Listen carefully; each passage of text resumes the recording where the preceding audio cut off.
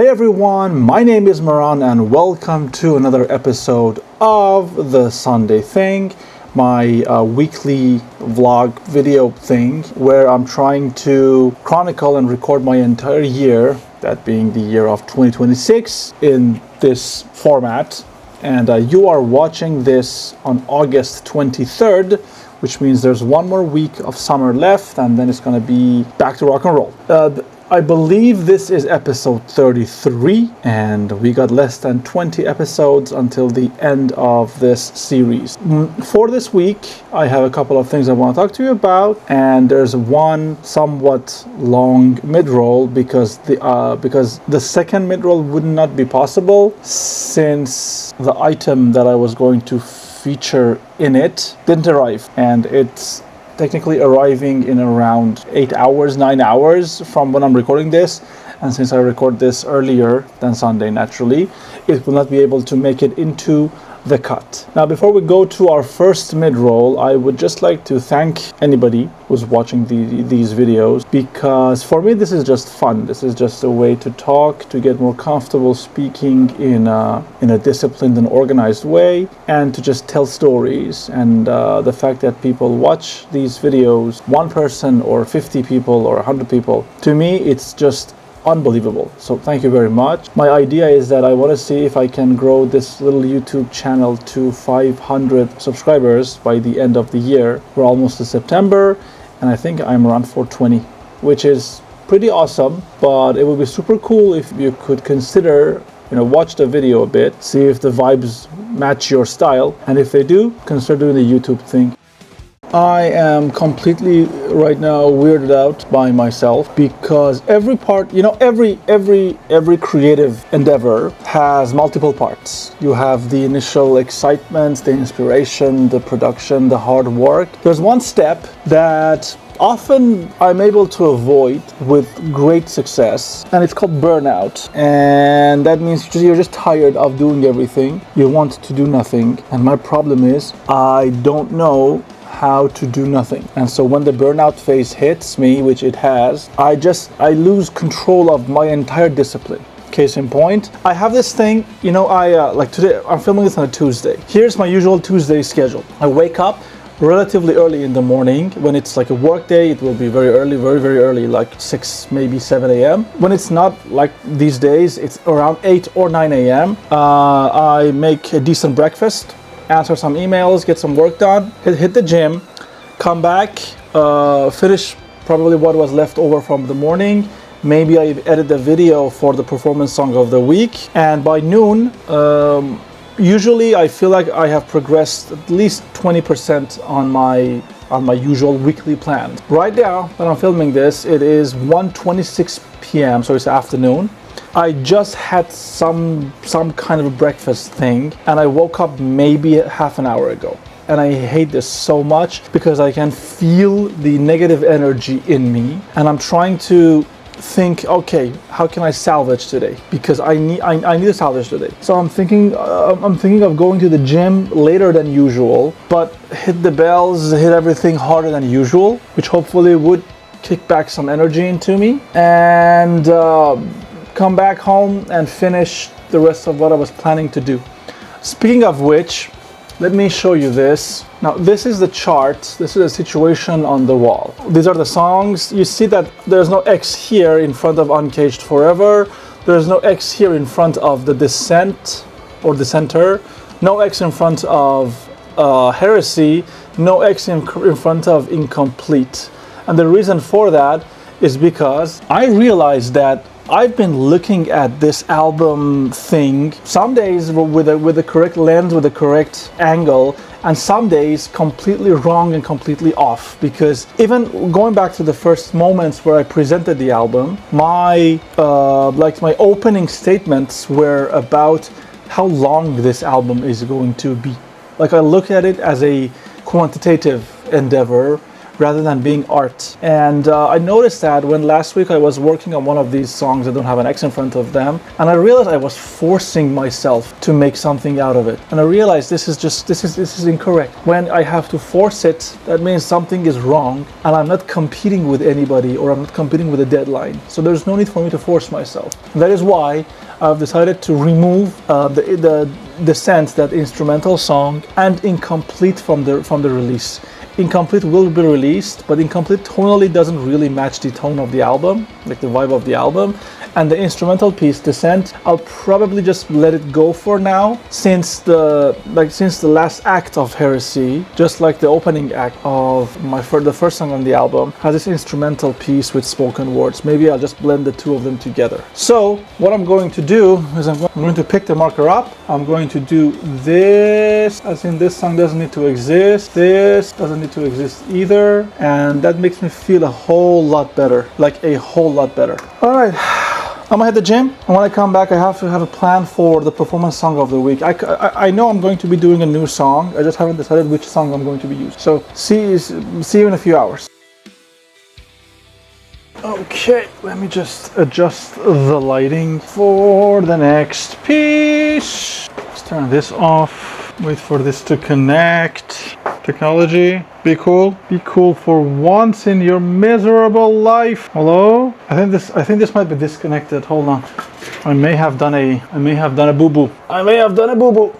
Oh, I have definitely done a boo-boo. Should be blue. We are cooking. Also, we are getting closer to the colder season, so I should probably move the guitars away from the heating unit. It's okay. We've survived. So, it's several hours later now. I hit the gym, I hit the bells. It was cathartic in all of the meanings of the sense, and all of the senses of the word. I can't language. And let me explain why I decided to cut 2 songs off the album in a probably more cohesive way, as well as tell you a tiny bit about some changes that I've made regarding the album artwork. So at some point I realized that I cared, or I seemed to care more about the duration of the album rather than, the art in it, the music in it. And I realized if I'm forcing myself to just make longer songs or to lengthen or elongate the album, I am really not serving my purpose. I think I'm doing a disservice to my original artistic plans. And the song The Center, which is like ready in terms of its layout, just feels forced to me. And if it feels forced to me, then it definitely, when it comes out in the record, it's not going to touch in the correct vibe. If I get the energy back, if I get the inspiration back to write a proper instrumental track, I might include it in the album. I feel like the album is very heavy in terms of it's very intense. So maybe having an instrumental piece, if done correctly, can actually have positive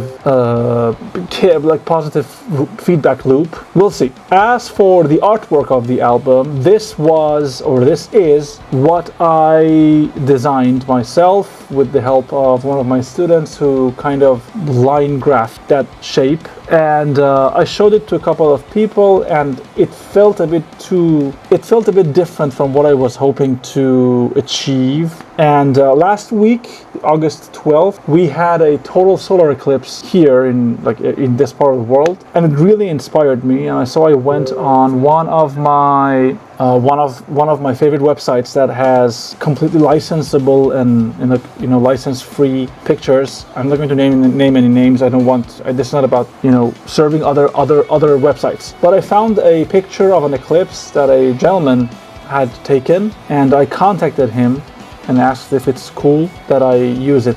The website says you can use any of these pictures without paying anybody, as long as you mention their names, you credit them, that's okay, which I will definitely do. I took the picture and I kind of rearranged some elements, I masked some things in it, and this is the final result. I'm not saying it's going to be the artwork of the album, but this is definitely closer to my vision, because in my vision the album needs to be very, not monochromatic in its artwork, but it shouldn't be as colorful as what I did before. So that's the story of some of the development stuff.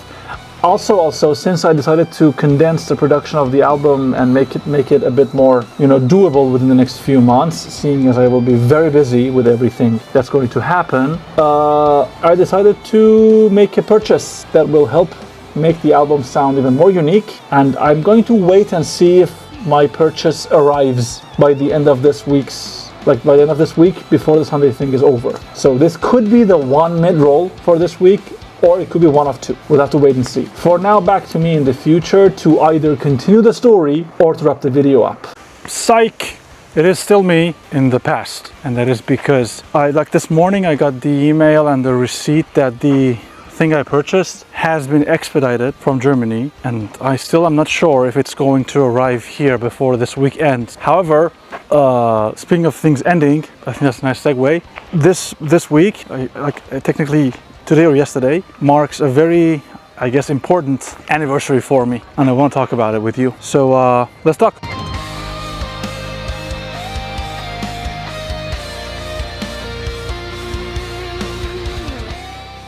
So I'm going to talk to you about the story of the band that I had the privilege of being a part of, and how it began, how we were able to reach extreme heights within a very short span. And as is the case with things burning too bright, we essentially got shut down within the span of a few years. And this week marks the final letter that I received from my then government, telling me that from that day, which is today or yesterday, several years ago, I will be considered an outlaw if I engage in any kind of musical activity. There's a lot of pollen in the air, so I'm gonna cough a lot, or sneeze, or both.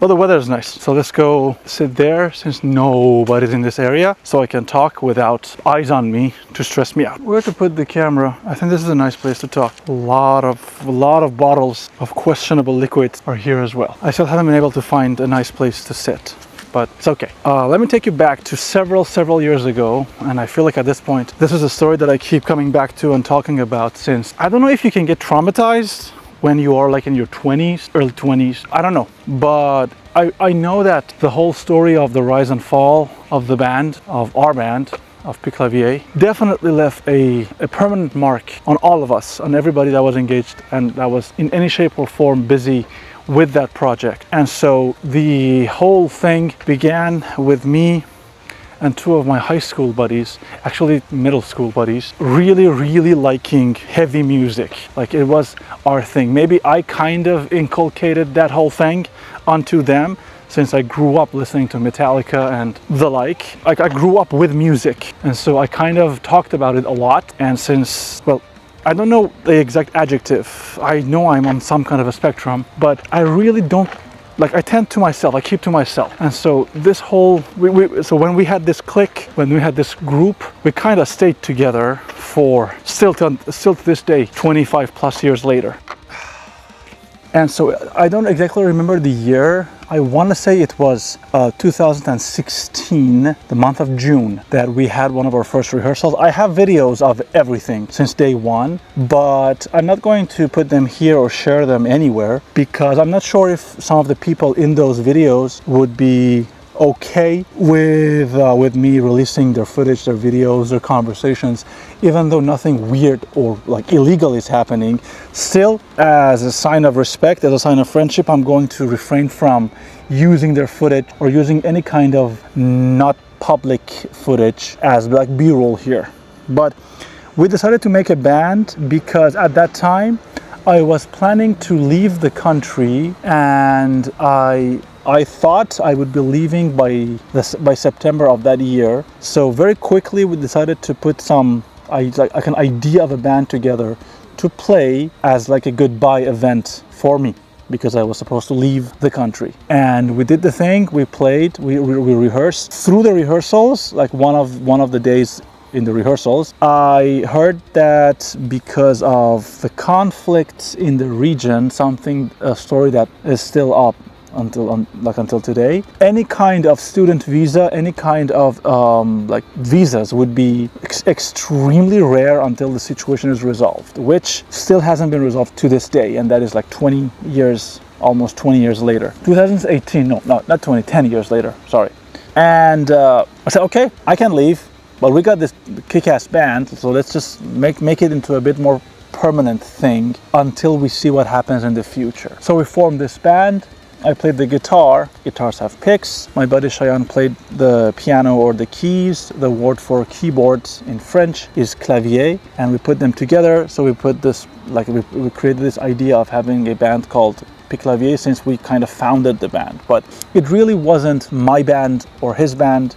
We always referred to it as our story, as our project, as our band, and it really was the same thing. We made songs, we made music, it was fun. We decided to take it up a notch and release one of our songs to the public. We recorded and we released this song called Embellish, and it blew up overnight. It became a huge sensation. I come from a city of over 10 million inhabitants, and we were able to not conquer the city, but a song like that with that vibe in English became a huge overnight hit, to a point that a couple of, at the time, relatively big players approached us for a sponsorship deal conditioned to us playing a live show by the end of that year, which we agreed to, and we started playing, we started finishing more songs, and it was very clear that we are onto something, right?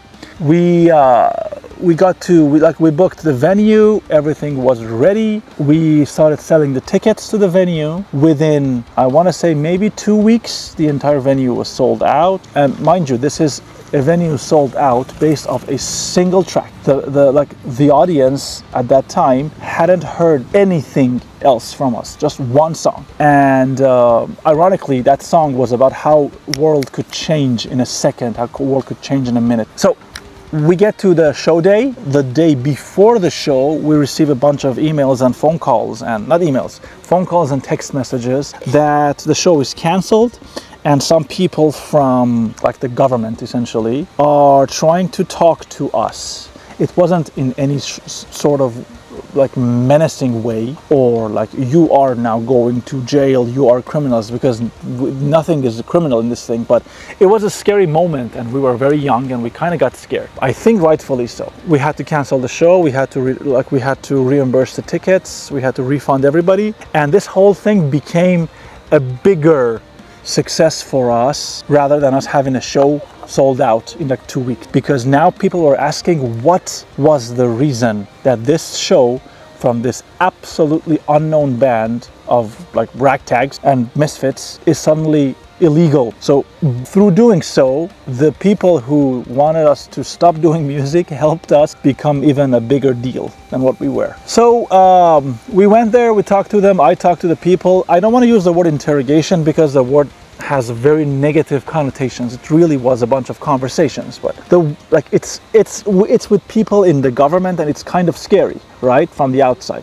Nothing weird happened, obviously, but still, during those moments, it was scary. They told us that they know we're not criminals. They just want to make sure that we understand the rules and the consequences, all of that, which we did. And through all of our shows that we were able to play after those conversations, nothing bad happened until our last show, that suddenly they just canceled our show as well as all the other shows that were not pop shows or classical or traditional music. Essentially, alternative music received an axe, received like a permanent ban. And that's a story for a different time. But today, 10 years ago, 9 years ago, I don't remember, like several years ago, I was in the middle of publishing my then third French album.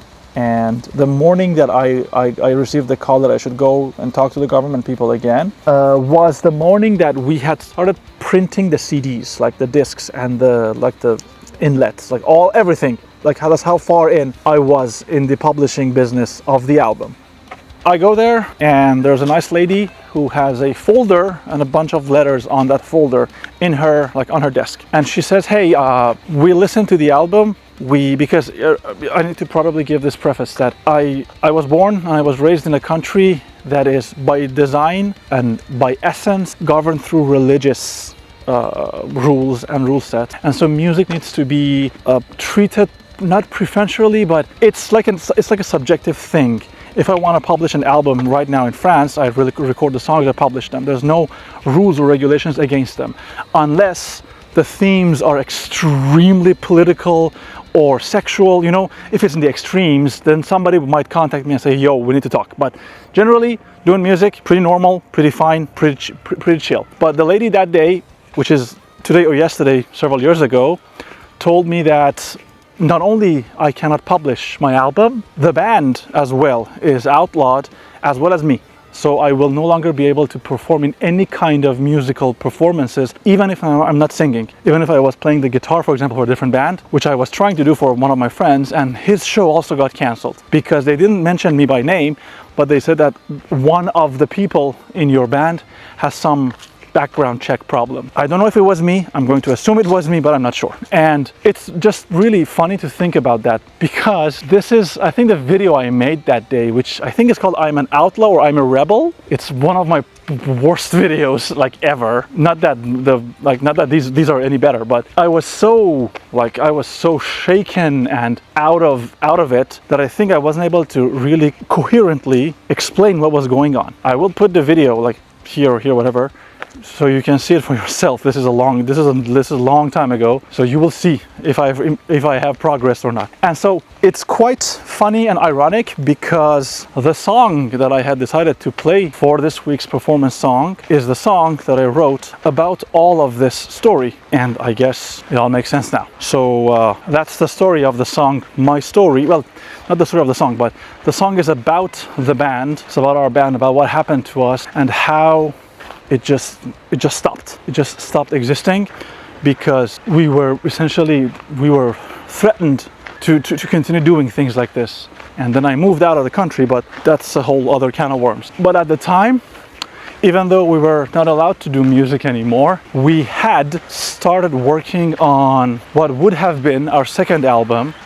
I wrote a bunch of songs. I know Mehran wrote a bunch of songs, but it never got to any actionable stage because of one reason or another. But the song, My Story, that is on the album, that is the second song of the album, and the song that's going to be at the end of this video, is very heavily inspired by those stories and how things just went poof. And a part of those melodies that I'm using in that song were actually originally written for the band for that album, for our second album, which never came out. Make sense? So that is the story of how time, because at the time when I went to the place to talk to the people about all of this, I thought that my world had completely stopped. However, and if you saw the video, you probably would see this too. To me, it was clear that there was a spark of hope inside me that was very, very slowly becoming larger. I knew that was the kick, that was the punch, that was the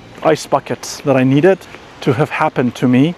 So I make the decision to do something very radical. Now I moved to France in my 30s. I'm 37 now. That is a very expensive. I'm talking about the money here.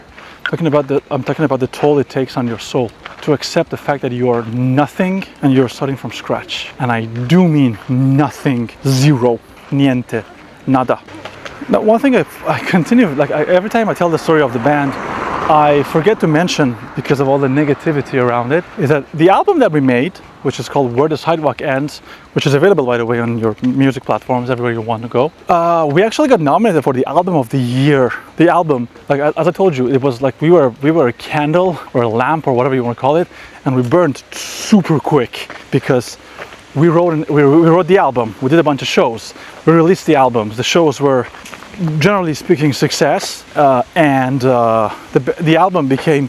We didn't win. We got nominated, but we were nominated for the album of the year. So you can imagine the amount of the emotional roller coaster that happened throughout all of this for us. And so that is I've skipped deliberately. I've skipped a bunch of chapters here, because I don't think a mid-roll in one of the Sunday Thing videos is a good place to get super deep and super emotional and super philosophical about all of this. But I just want to tell you that if I had known today, 8 years ago, 9 years ago, 10 years ago, that I would be here talking about all of that through this, I probably would have tried to pinch myself to wake up. But hey, here we are. That is the story of the song, my story. And usually for the Sunday Thing stuff, I do like a verse and a chorus. I think I'm going to stick to that here as well. But the full song, like the full thing, I'm trying to make it to be about hope, but it is, generally speaking, kind of sad and pissed off, as I think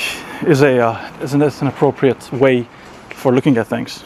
Because we had this dream and we believed in our dream, and some people just walked in on our house and burned our dream. Kind of sucks. And I often wonder, because I know that whole thing affected me a lot. I wonder if the boys are also affected by this as much as I think I was. I think they are. I hope they've been able to find a solution for it, because I did. But not everybody is able to be as, starry-eyed, I'm going to say, as me. Anywho, that should be the end of this one. So back to me in the future.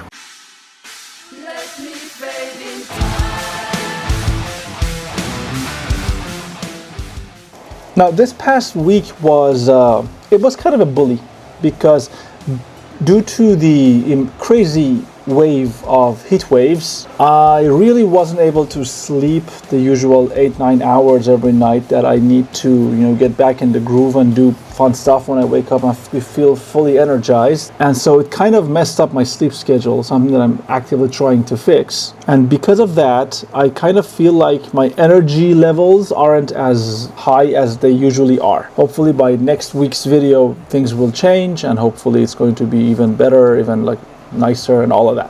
As I said in the second half of the mid-roll, I deliberately skipped a bunch of the parts of the story of the moments in the band, because A, I did not want to talk about things that would really be emotionally difficult to elaborate, and B, to protect people's names and identities, things of that nature, and C is because maybe one day I make a proper video, like a documentary style video about what really went down with the band and how we really had to deal with, heaven, purgatory, and hell in 3 months, and keep our smiles and keep a straight face, just pretend everything is all right. I don't want to get into that at all. I just wanted to say that the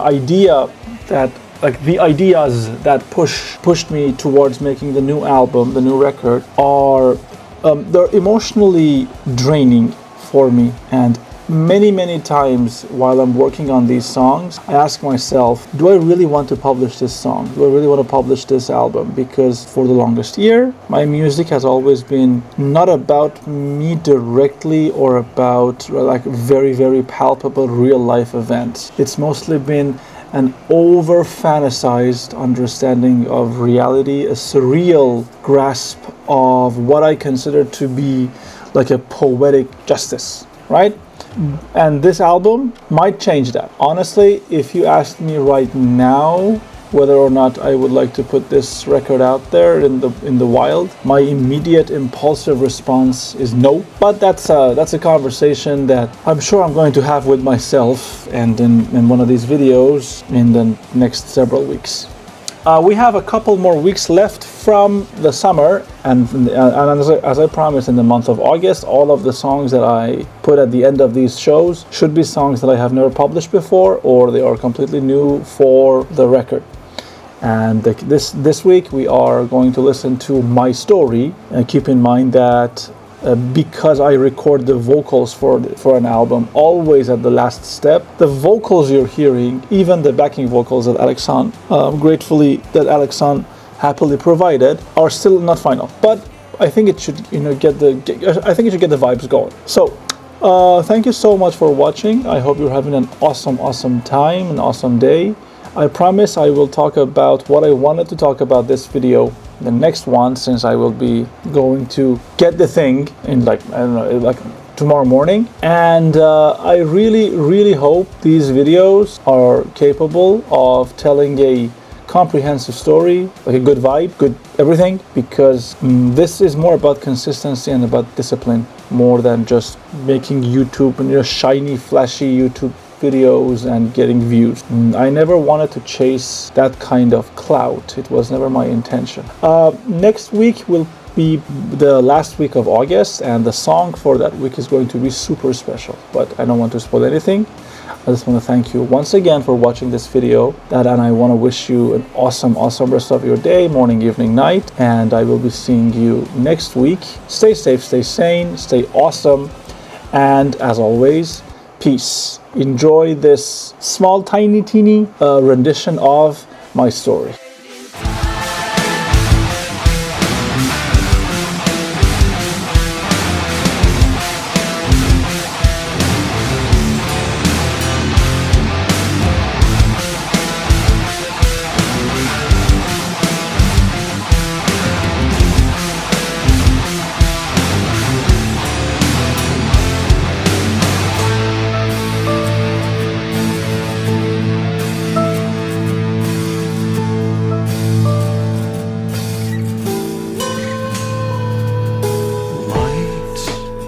The sound of an excited crowd. Why am I still doing this? What do I hope this world will change? We were the gilded, the lost, the found. We were a plaything, they got tired and threw us out. But there was the promise to keep our madness safe. Ironic how this bedlam only kept us sane. The stage was set, our instruments of peace, counting down from 10.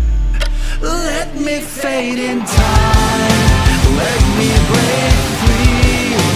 Let these chains turn into dust and spread my ashes across the seas.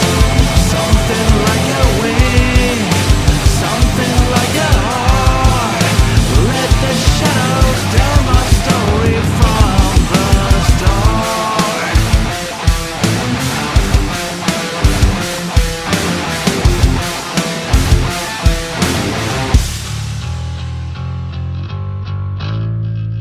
So, I think I kind of punctured my finger. I honestly really like this song. Not that I don't like the other songs on the album, but in the traditional sense of things, if I was to release like a single track that would be like radio friendly and hooky and catchy and all of that, this one, My Story, would be that song. Why isn't this like focusing on, like, I have a forehead? Anyway, I hope you enjoyed watching this. We are getting closer and closer to the end of summer, which means that I have one more week, I believe, of new songs. And the one for next week is going to be super special. So tune in for that one. I hope you're going to have a great time. And as always, see me next week.